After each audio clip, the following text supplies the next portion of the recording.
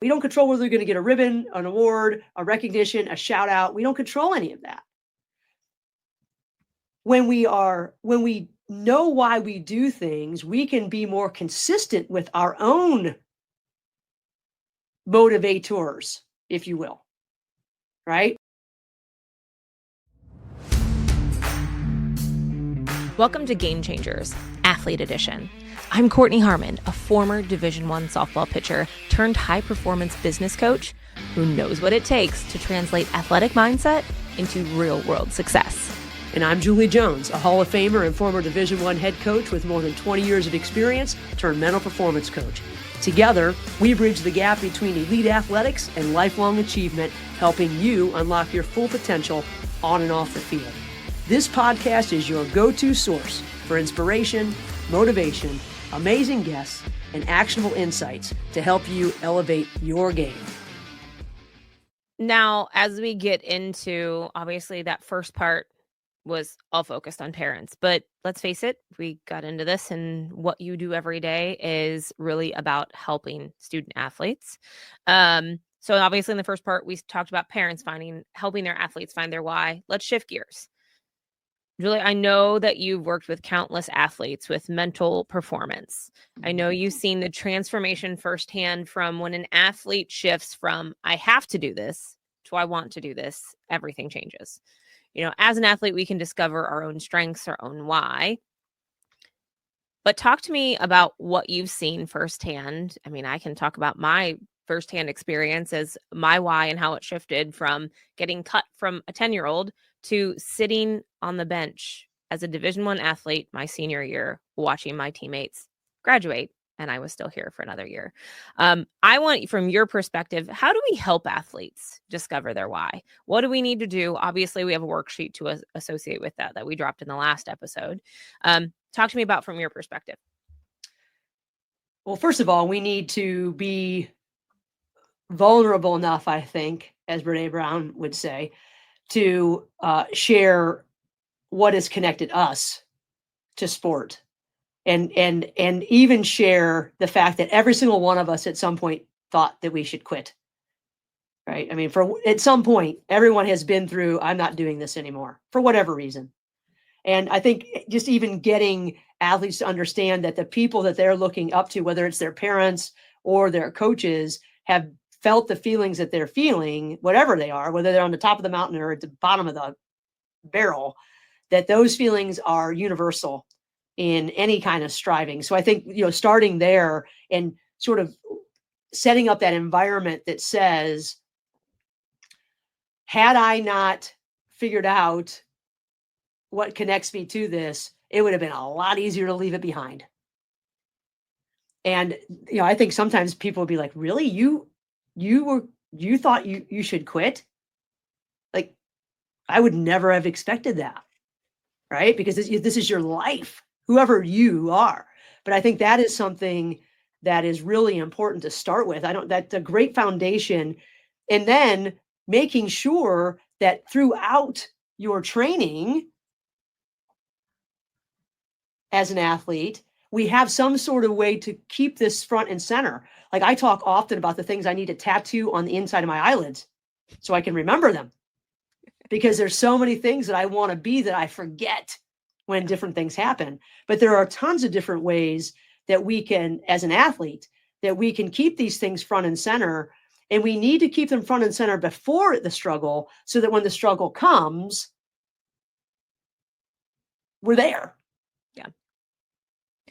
You talked about in the last episode when we talked for parents, like how they can help their athletes. So I really want to hit back on the 5 whys from the Toyota problem, or the Ford, whatever. I don't know which car dealership it was. But as an athlete, as you're looking, we walk through those questions. So you have to ask yourself, why do I play basketball? Or why do I play softball? Well, because I love competing. Why do I love competing? Well, because it pushes me. Why do you like being pushed? Well, because it makes me better. Why do I want to be better? Well, I want to see how far I can go. Do I want to play college ball? Do I want to play pro ball? Whatever that looks like. Mm-hmm. And why does it matter to you? Well, because I love growth and challenges. The whole concept behind the 5 whys is to keep asking why, to get a deeper meaning for kids. Yes. And often kids, and we talked about this, your kid, my kid, they like to hang out with their buddies when they're younger. Well, they realize they're competitive and they want to compete. Whatever stage in life that's going to continue to change. What advice do you have to athletes as they're trying to discover that why? Because their why in their younger years might be because my parents making me. Right. And I guess the those questions that we need to be asking then are some of the ones I think I mentioned at the very end of the last episode. If we got to those, I think we did. But it's sort of asking those, like, why do I play? Yeah. Like literally sitting down and then just journaling that, even if it's just for 5 minutes. But I think it's really important if, as an athlete, if I'm journaling something, I realize, number one, this is just for me. Mm-hmm. Number two, it doesn't have to be grammatically correct. Number three, if we write it down with our hand, it's much better than typing it because it makes a big difference in how your brain works. We can get into that to another episode. But then I was taught in my training for the mental performance stuff that I do, that when you journal, if you get to a point where you're sort of stuck on a thought, you just write what I really mean is. So you just keep writing, but in that thought, when you're thinking, okay, what do I want to say next? If you start to edit yourself, because that's what we do, we're constantly editing ourselves. We think we have to, think about what somebody else would say or what we should say. But when you get to that point, you just write what I really mean is, and then you go on with your thought. But writing down why, and then going back into that and sort of circling the words that come up the most, I think is a really good practice to get you to just 5 minutes. Yeah. Everybody has 5 minutes, particularly for the thing that you love. Or let's put it this way. Even if you don't feel like you love it at the moment, it's what you're giving a ton of time to. So if you're going to give a ton of time to it, we might as well realize why we're doing that. So when that ton of time becomes a burden, we can shift our perspective on it and use it as an advantage. That's really what we're getting to here, right? Yeah. Taking burdens and frustrations and turning them into opportunities and advantages. I think that goes back to, you talked about it again, I think last episode, and you actually talked about it in our very first episode about intrinsic or internal versus external motivation. Athletes driven by internal motivation are 21% more productive. Sorry, my mother's calling me. Athletes who are driven by internal motivation are 21% more productive in their training. So let's talk about that for the aspect of, for our athletes, to say internal versus external, and how do we determine and understand that? Well, here's the thing with external motivation is that it's not consistent. We don't know when someone's going to pay enough attention to us to give us what we feel like we need to move forward. And if we're relying on other people or other things, and we don't control outcomes, so there's no guarantee we're going to win, right? I just read that Cole, whatever his last name, and he won a race in the Olympics unexpectedly, won the gold. He and another guy just broke the world record in some like middle distance race, high distance, but not the 3,200, but somewhere around there. They both beat the world record, but only one of them won. Right? So a guy beats the world record that had been there for years, and he comes in second. So he's the first loser. That's what the gold medalist feels like, right? The gold medalist is a woulda, shoulda, coulda, and the bronze medalist is so excited to be there because they were just seconds away from not being on the podium at all. They're not an Olympic medalist that's right. They're actually more excited sometimes than the gold medalist, which is sort of a crazy phenomenon. But silver medalist is devastated, even though they're the second fastest person in the world, right? But the bottom line is that we don't control any outcome. We don't control whether they're going to get a ribbon, an award, a recognition, a shout out. We don't control any of that. When we know why we do things, we can be more consistent with our own motivators, if you will, right? I got better. So my swimmer that swims at Avon High School did not move on from the districts, but he swam his best 200 free by more than a second. He was not happy with his fly, although he swam a really good time. but he got better. And that is motivation for now, because he swims again in 2 weeks, because in swimming, they continue to swim, right? It's not like in football, you drop a pass, you got to wait till the whole next season to do it again.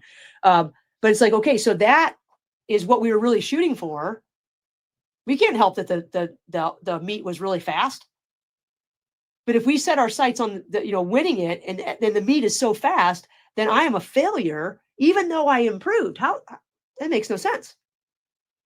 So getting it's so some of the research says, right, a strong connection to one's intrinsic motivation equips athletes to effectively with effective coping mechanisms during high pressure situations. That's when it really matters.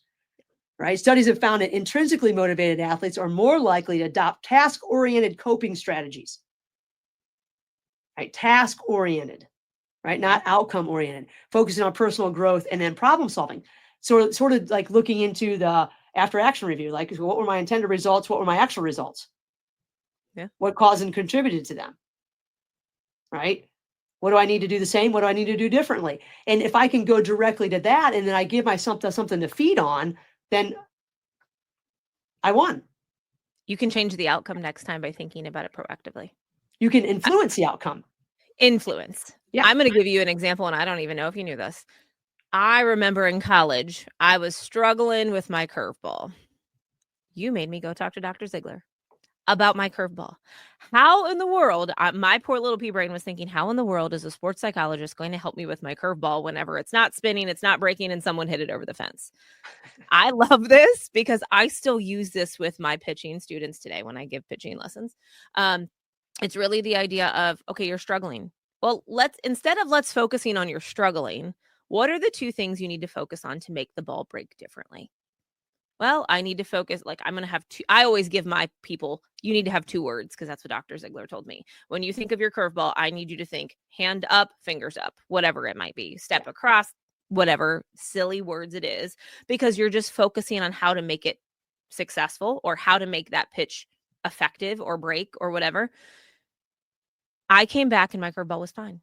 It was the best it's ever been because I started focusing so minutely on the task that I had to do for that action. My pitching was on. And I think that was at the time, I had 36 scoreless innings my 5th year or senior year. And that was the time he made me go to her. And it was all because of that action where I was starting to focus on the details of each action versus the outcome that I wanted. I don't know if you ever knew that. I do remember sending you to her. I do remember that. And I would not have remembered exactly why. Yeah. But I mean, we trusted her Yeah. to be able to enhance our performance, no doubt. But it's that shift of focus that made such a difference, which is part of this whole deal of wrapping it back right around to the why, the how, and the what. When we get out to that what and get sort of, disconnected from why we're doing this, you moved from all the things you loved about playing softball to the pressure of throwing a strike. Mm-hmm. And when that happened, she brought you back. She brought you at least closer to the why and put you back into the how, because you were focused on the what. Yep. So that how brings you back, and that now we feel at least a little closer to the circle of the why. And it reminds us that, again, back to that autonomy or the agency or whatever it is, we get to decide what we're going to focus on, which allows me to feel more in control. Right. And it went back to your values of being able to trust. You were one of those athletes that I really believe if you didn't run your mile, if you didn't really practice, you were just very athletic, always going to be able to be in shape. Right? You weren't one of those people that went home and just totally got out of shape. You could sneak through the conditioning if you really wanted to prior. I didn't prep for that mile, no, ever. Right. You just came back and you ran, right? Because your body could do that. That's the type of athlete that you were, and you trusted your physical ability to work you through. She took you back to that. Yeah. Which crazy is sort of went back to you okay, I know that I'm built to do this. That's, I don't know if that's necessarily what you would call a why, but I'm built to do this. I'm built to do this. And I get connected back to that, and all of a sudden I can do it again. It's all the mental aspect of it versus the physical. Yeah. And they'll just have to go together. That's all. You just have to make sure they don't get fully separated so that you forget that your body. But if your heart's not with your body, it doesn't work either. No, agreed. And that's your why is sort of, it's almost like this cloak that you wear over you totally that keeps you able to move forward. And it also serves as a shield to bounce all the crap off that doesn't feel good. Yeah. One of my coaches that I work with, this is a really good thing for athletes to be thinking about, is that one of the coaches I work with, Meadow McWhorter at Portland State, before every game or before even I think every practice, they go around and they have an intention circle. And it goes back to their why. They talk about how they're going to show up for the team that day. And as they show up, how that when they speak these words into existence, it all goes back to their why, which they spend a lot of time talking about, their why as a team, their why as individuals. And then every day they're connected to it. So, one of the challenges that we could give athletes, whether you're 12, 13, or 18 or 20, is that, put your why in a one sentence, one sentence blurb that is easy to recite and remember, and put it where you can see it. Put it on your screensaver, right? And, just talking about who you are in this game, whatever this game is. But I think that this is one of those things that if we don't keep it front and center, just like our goals, because really it's intrinsically tied to our goals. Yeah. But if we don't keep it front and center, it fades away in the minutia and the stress and the drive to get better, which is all real and important. But when we get disconnected, then all those things are harder. Yeah. You talked about goals, and it's like our coaches can even think of this differently too, of trying to assess those things every season. Your goals are going to change. Maybe your why is going to change every year, or your mission of how you're going to get there. Businesses in my world focus on their mission statement, try to relate everything back to it. But in the team aspect, those teams that share, let's say they share the same purpose or the same mission, they're at least, I think it's like 42% better to have more positive outcomes because they share that, they communicate it, they relate everything they're doing at practice those days back to that why or that back to that purpose. And that really impacts the results. Right. And I think if you look at some of the great coaches, I think of Greg Popovich, who coached the San Antonio Spurs, through the Tim Duncan era, he was really, really tough, but really about relationships. And those relationships were based on knowing his athletes and what motivated them to move forward, right? What kept them connected to the game. And Steve Kerr talks about this all the time with the Golden State Warriors and how his why and the athlete's why become the culture. Yeah.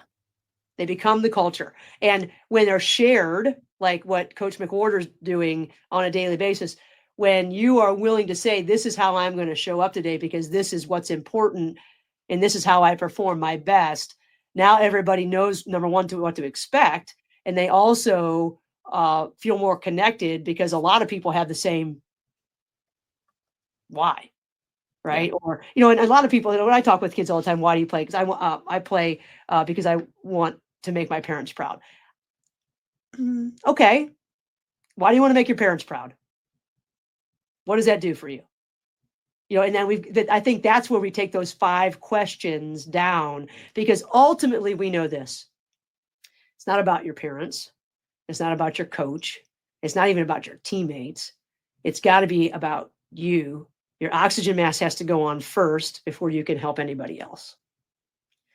And if your oxygen mask and your why aren't connected to your most valued thoughts of the game and yourself and how you see yourself in it, it's going to be a lot harder to withstand the tough stuff. And the tough stuff's coming. Doesn't matter who you are. You signed up for it when you decided to play a sport, quite frankly. What have you seen for athletes that don't know their why or that failed to at least look at the why? Where have you seen it start to fall apart? How do you start to see it fall apart to recognize that maybe I need to get back to that concept?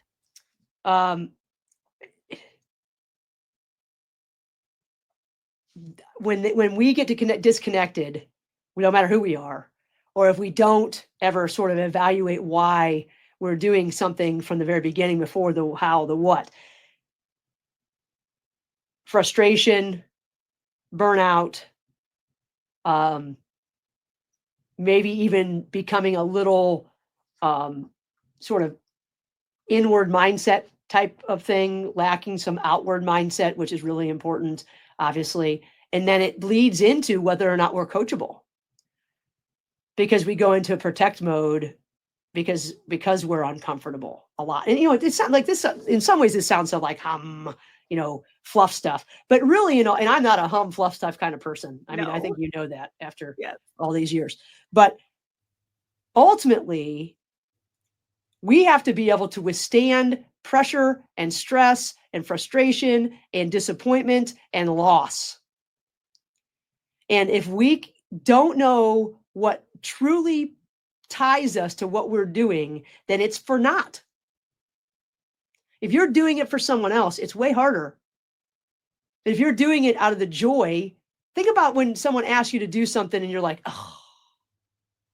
Like whenever I'm at my dad's, this is a silly example. Whenever I'm at my dad's and I'm doing something that I don't like to do, I always think my mom would be proud of me. And how old are you, Julie? We're going to put it out there. How old are you thinking about these things at what age? Yes. Well, we're going to say I am a lot older than you. But you think about it. My mom's gone. She's been gone for almost 9 years. But that's, I'm doing it for him, but I'm also doing it because I know that that's what she would be doing. Yeah. And that makes me feel good about what I'm doing, even though I'm cleaning something that is not fun or whatever. Right. And I think that it totally changes the way that we connect to the work that our hands and our brain are doing. And we feel good about it instead of frustrated or disgusted. Yeah. And that's a silly example, but it is a real one because it's based on, we know that our emotion, it plays such a role in everything that we do. Yep. And it's a driver. We don't do anything really without emotion one way or the other. And if we do, it's not good, right? Most of the time. But the bottom line is when we connect to that, it allows us to go further with less pain, if you will. No. And that's the time that you remember that the next practice you don't want to go to, the next event you don't want to go, Mm-hmm. It interferes with significant other time, or there are so many things to think about, and it just goes back to that. And I think it's a good exercise as an athlete to say, all right, how much am I going to commit to this? Because then it helps my coaches hold me accountable. It helps my parents hold me accountable. Because let's face it, we always don't want to have that intrinsic motivation, even though those who do are more successful. No one can have it all the time. Right. Right. I use the example, I don't think I talked about it in the first couple episodes, but I heard the example of the difference between commitment and motivation. And, as a parent, you are not motivated to get up in the middle of the night to take care of your crying child, but you're committed to do it. So you do it. Right. I mean, there's a difference between commitment and motivation. We are not always motivated to do things. In fact, our discipline comes and goes as well at times, but our motivation is directly tied to whether or not we feel good about what is to come or what we're going to do. So without being connected to knowing that my mom would be proud or whatever, your motivation to do things, it isn't so much. No. Right? And that's human beings. I don't care who you are. I feel like I'm a very disciplined person. And there are times that I'm like, you know what? I don't feel like doing that. No. Not proud of it, but it's true. Right? It's human nature. I get it. Exactly. All right. Where else do we want to take this? My brain is struggling. Yeah. Is there anything could we give, if we're thinking of athletes, is there anything that we can give them calls to action? Obviously, we're going to have them fill out this worksheet, right? Yeah. Well, I think that so from the golden circle here, identify peak moments, right? Look for themes and commonalities, right? This is like, start to think about these things. You should share it. And obviously this will be part of the worksheet in some ways, but I think even just sort of giving some structure to the thought of how to get to your why. Yeah. And then the other thing that I feel like we need to sort of talk about is like, what is intrinsic? What joy and satisfaction and link? Okay.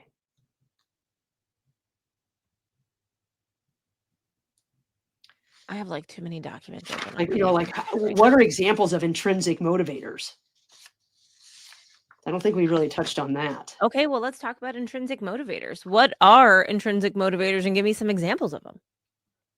Well, joy, right? Watching improvement, seeing improvement, measuring improvement. How do you measure improvement? Well, you have to think about what you did well.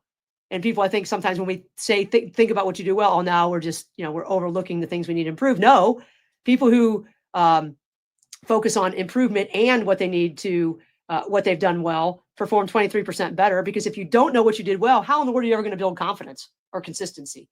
So, measuring, having an evidence journal is a way to continue that intrinsic motivation to say, oh my gosh, even the things I said I need to do better, I'm doing better on. Yay. Right. Okay. So let's go back to this journaling. Let's talk about this journal that you just talked about. So if I'm an athlete, an evidence journal, yeah, I call it a brag board in my professional development, right? Like, where am I? How am I getting? How do we teach athletes to do that? So can we go to that idea? Like, if you've never probably even heard of an evidence journal, because most people don't play on the level that you're dealing with, right? What is an evidence journal? What is the point of it? And what and how often should we do it? I have one. I'm working with a 13-year-old who just was invited to the national identifier for USA softball. And I have her doing an evidence journal. She is killing it right now. Just killing it. So you think, why in the world would she need to write down the things that are going well? Because at some point, they're not going to go well. Right? Okay. So we need to remember what is going well and why it's going well. What's contributing to keeping me at this level? And if we don't make note of this, we don't have evidence that it ever happened, because as quickly as things go poorly, we throw out everything. All the things that were good, we're like, I don't remember any of that. No, I'm bad. No, I'm bad. Right? So this evidence journal serves as, and Serena Williams used almost something very similar, but she wrote down all the bad things and then closed the book on them and they were done. But we can talk about that another time. But this evidence journal is what's going well, why is it going well? And these are just bullets. This can take 2 minutes after a practice, particularly if you get seasoned at this. You just have a notebook, similar to this, something like of this nature, right? Just little that you can just write in, and you put your date, 2 or 3 things that are going well. And if you really wanted to, if you don't feel comfortable only writing down the things that you're doing well, you could write down here's one thing that I'm going to do better, or one thing I need to focus on better. So you could do this well, better, how, right? What's going well and why? What do I need to do better? And then after you write down what you're going to do better, you have to go back to Dr. Ziegler and say, by doing what? You have to write one thing that'll make that better. And so whether you just put down the things that are going well, or you add in the better and the how, I now have this booklet of all the things that I've done well for those days that I don't remember them. And I can go back from a month ago and say, you know what, I said I needed to do this better then. And man, I did it. Confidence, consistency, comfort. All 3 of those important. And that helps you stay connected to the intrinsic motivator of saying, I know that watching myself improve drives me, and I am collecting it now so that I never forget it. Right? Your proof. I would be stretched to find it very hard to believe that also wouldn't help increase a little bit of joy, if joy is your intrinsic motivator, right? Or it's competitiveness, right? I love to compete. You're competing with yourself because you're continuing to get better, right? All of the little intrinsic motivators that are there, that I'm building relationship. Maybe that's something you connect with in your evidence journal. If that's one of the internal motivators or intrinsic motivators that drives you forward. I know me helping my teammates, that makes me feel good. And this is the way I did that today. But whatever your internal or intrinsic motivations are, an evidence journal is a great way to stay connected to that, connected to your why. And it's very simple. You can do it every day after practice. You can do it at the end of each week. You can do it only after competition. Whatever, you can decide whatever fits in. But I have a wrestler, a Division III wrestler who his goal is to be a national champion. And every day he writes down something that Matthew did that day to get him one step closer to being a national champion every day. And he's got pages and pages and pages of this. I love that. It's awesome. How But cool. this all ties back to this whole, why do I need to find my why? Because it's the bottom that holds up the next level of this evidence journal, which holds up your confidence, which holds up your performance, if you think about it. It's all tied in. And it only has higher to collapse if you don't continue to build it when the pressure hits. Yes. That just means, I look at it in little kid terms, like if you're building your Lego blocks and they're not set right to begin with, it's not going to be straight, it's not going to be sturdy, and it's not going to hold you up when it means the most. When I was in Sunday school, we used to sing a song about building your house upon the rock, right? You don't build it on the sand because the rain comes tumbling down, and the rains come down and a flood comes up.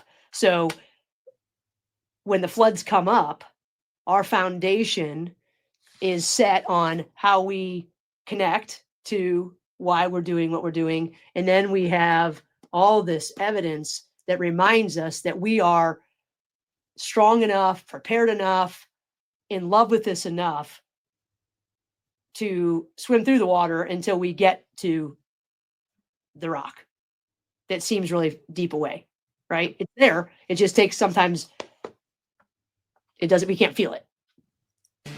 Yeah. Thanks so much for joining us on Game Changers Athlete Edition. Remember, champions aren't born. They're built through dedication, perseverance, and the right mindset. If you found value in today's episode, share it with a teammate, with a coach, or someone who could benefit from this conversation. Don't forget to subscribe wherever you get your podcast and follow us on social media for exclusive content and daily motivation. Until next time, keep pushing your limits and stay focused on becoming the game changer you're meant to be.